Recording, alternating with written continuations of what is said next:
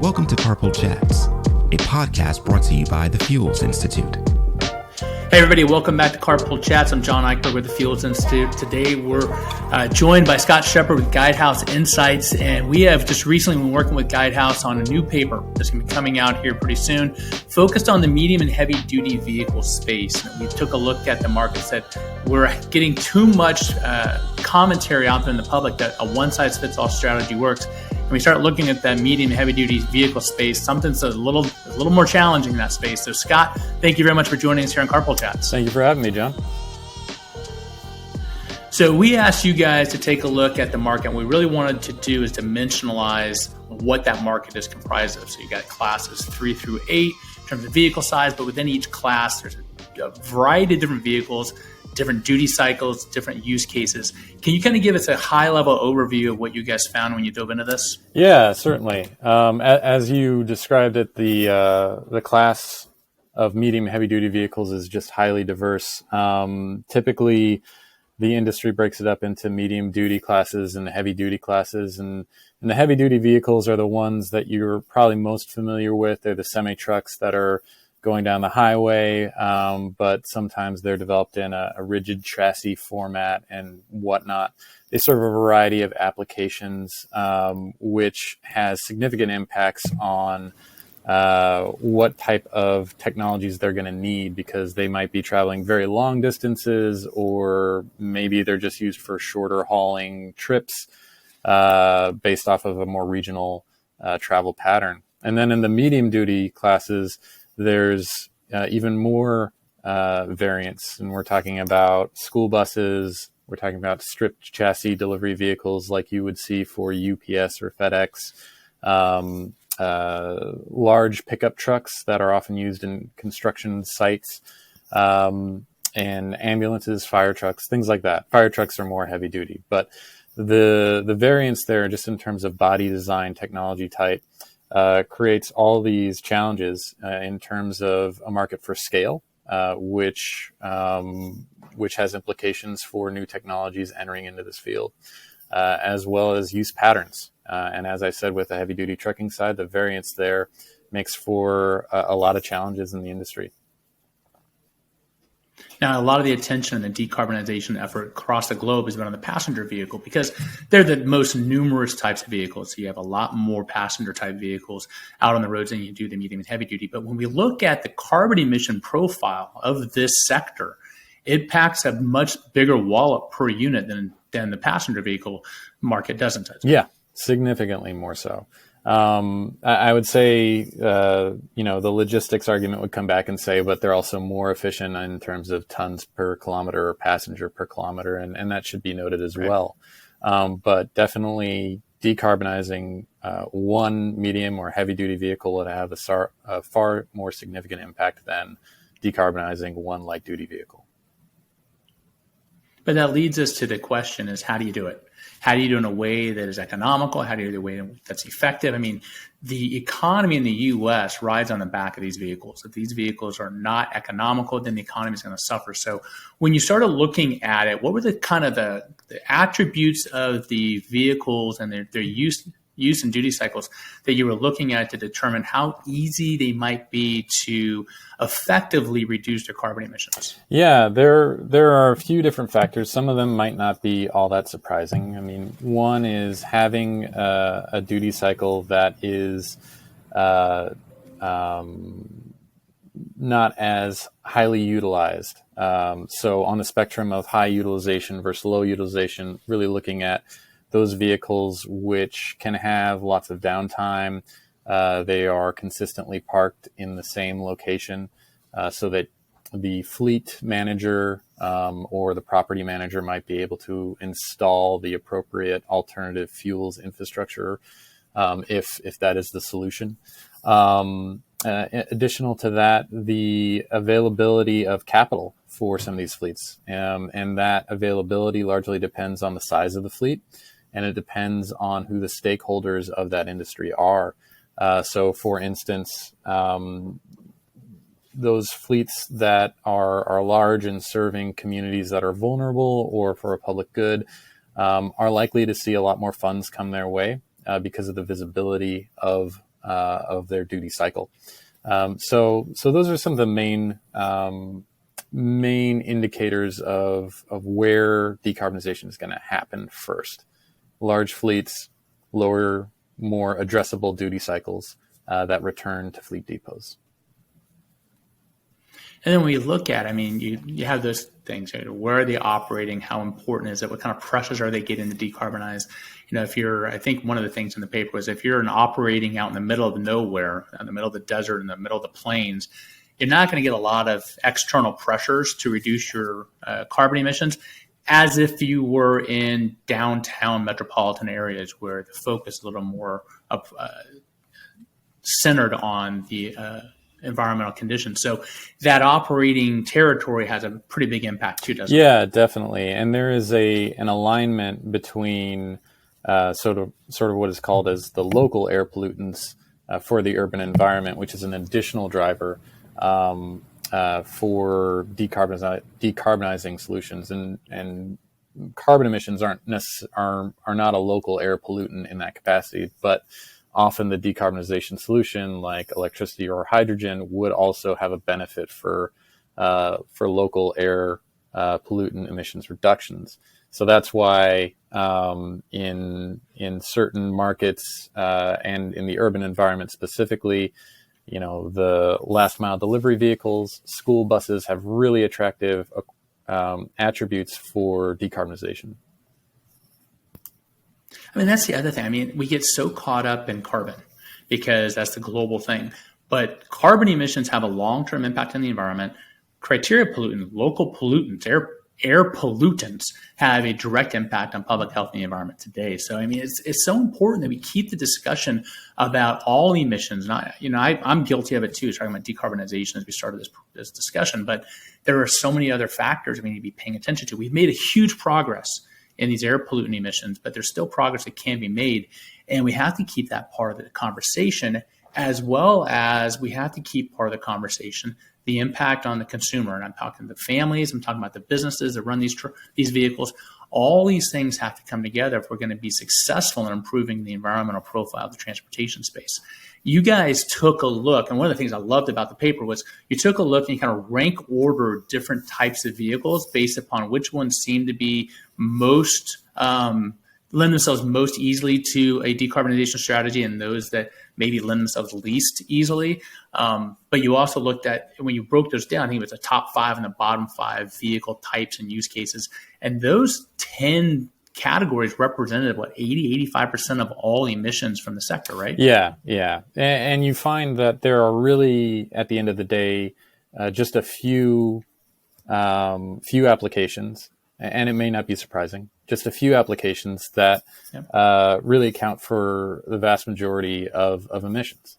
So talking mostly in freight. So talking mostly here about long haul trucking, regional cargo deliveries, last mile cargo. Those are the big areas where emissions are really produced.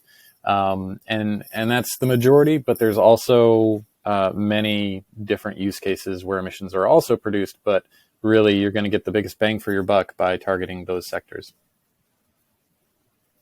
So what are some of those sectors we need to be paying attention to? We can't, the bottom line is we're not going to be able to do everything at once. So we need to prioritize where we can achieve the greatest progress. So if we were to identify a couple areas where we should really be focusing, what are the ones that seem to yield the best opportunities for us? Yeah. The best bang for your buck at this point in terms of getting technologies developed, get them in the market, kind of produce some scale so you can address some of those harder to address opportunities. Though it's going to be school busing, public transit, refuse trucking. Those are examples of great opportunities for the duty cycle as well as the affected market and urban operating environment as well. So there are local air quality benefits. And then last mile cargo and regional cargo, you're talking about big fleets here with sensitivity to major corporates that are really driving home the need to reduce carbon emissions of their supply chain. So those are the great opportunities to really get into scale development of decarbonization solutions. And then, sorry, go ahead. No, I mean, you had mentioned earlier the stationary application. How long are they at one location? The categories you just rattled off, the initial list, really the return of home fleets. So you don't need a robust infrastructure to use an alternative energy source, alternative powertrain, because you can centrally locate those where the vehicles are parked overnight or throughout the day. Yeah, that's true. And in some cases, some of these applications are not monoliths, of course. So like regional cargo and last mile cargo, there is a little variance in how the fleet vehicles are owned and where they return at night. So there is going to be some demand for infrastructure solutions outside of the fleet depot. But the operators here are likely going to be able to partner with their major corporate customers to develop solutions. And in some cases, these fleets will be able to use some infrastructure solutions that are already in place. There are, primarily in the heavy duty segment, no good infrastructure solutions in place yet for these vehicles. So that's a whole issue that needs to be planned for and prepared for.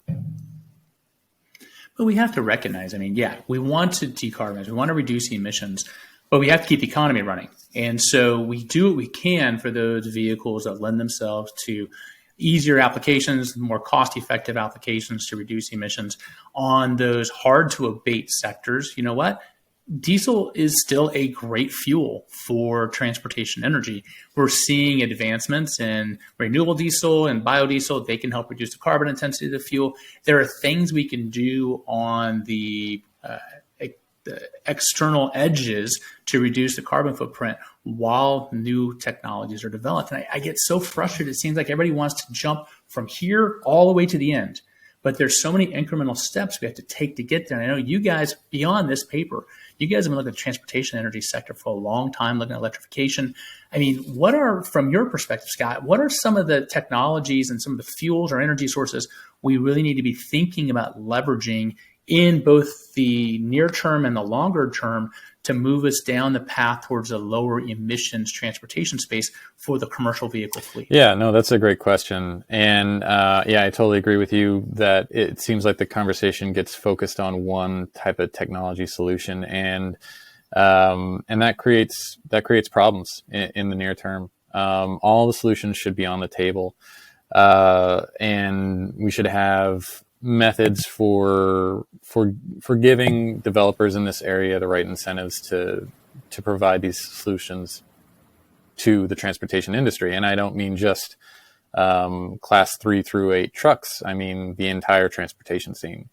And the reason why I say that is because the solutions that would lower the carbon intensity of diesel, whether or not diesel is powering trucks into the future, those decarbonizing solutions for diesel can play a role in decarbonizing other modes of transport as well. And those modes are even more difficult to decarbonize than heavy-duty trucks.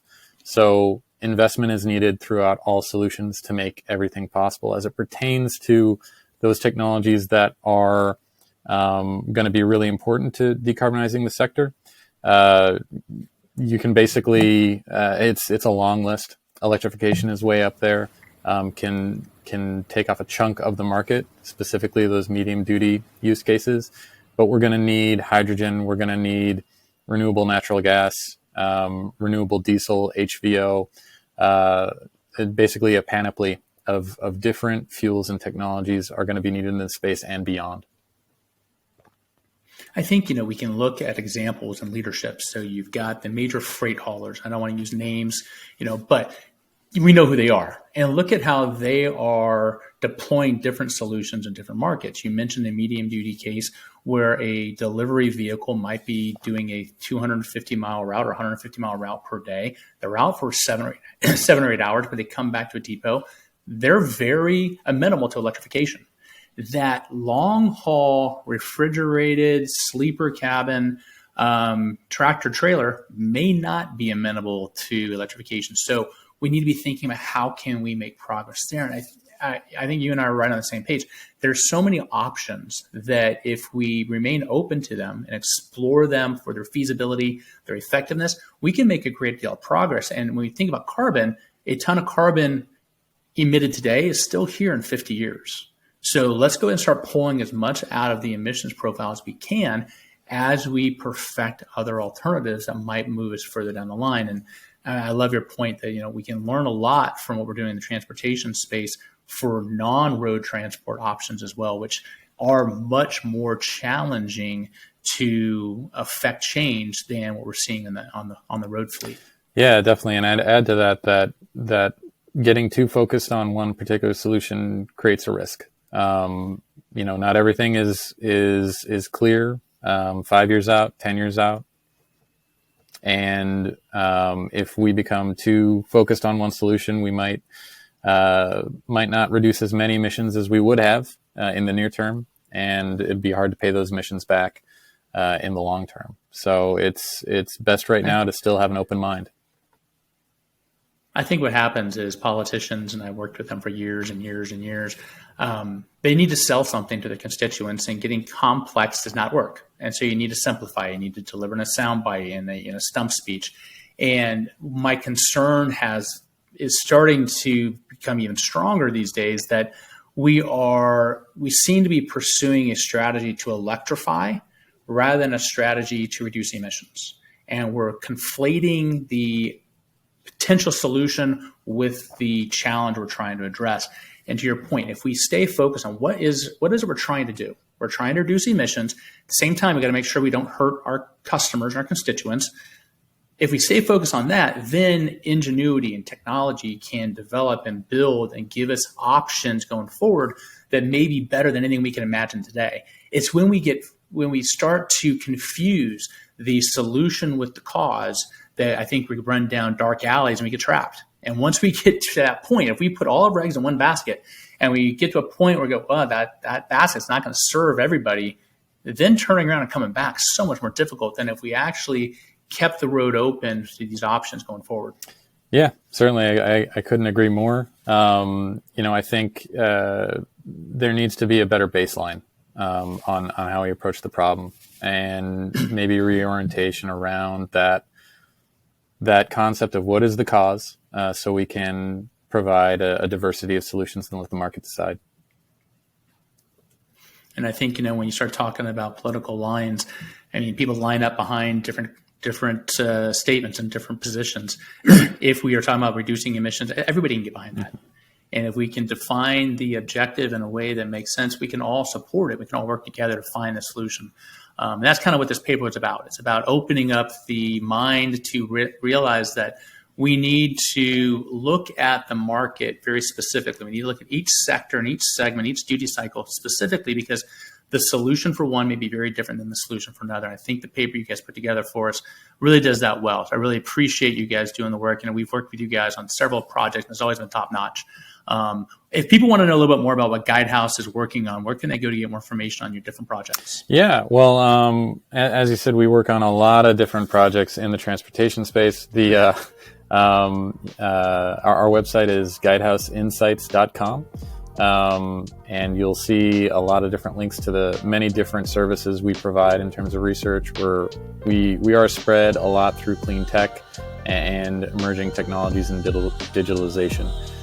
So you'll be able to find our transportation research pretty easily. But yeah, guidehouseinsights.com. Thanks, Scott, for joining us. For you guys back home, the report that Scott and I have been talking about should be coming out after the first of the year. Keep an eye on our social media channels. Keep an eye on fuelsinstitute.org. We'll be making quite a bit of noise when that thing's ready to go, and hopefully we'll get it out after the first of the year. So, Scott, thank you for joining us on Carpool Chats. For everybody back home, we'll see you on the next episode. See you later.